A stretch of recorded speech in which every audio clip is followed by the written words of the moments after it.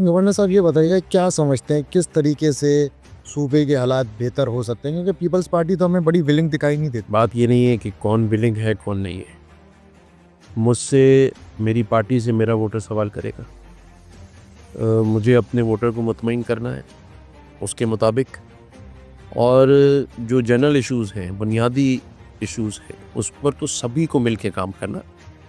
Executive साथ बैठे, इंतज़ामिया साथ हो, और अपोजिशन जमातें अगर अपोजिशन में है, जैसे इनमें हम अपोजिशन में हैं, तो सबको बैठ के ही हल करना होगा ना। ब्लेम गेम से तो काम नहीं चलेगा।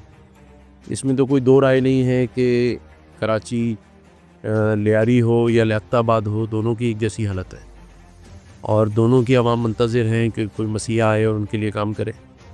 जहाँ तक पीपल्स पार्टी की परफॉर्मेंस है, उनको उनका जवाब खुद देना है। मैं उनका ना तर्जुमान हूँ, ना मैं तनकीद इसलिए नहीं करता कि जब मैं तनकीद करूँगा तो ये सियासत को जन्म देगी।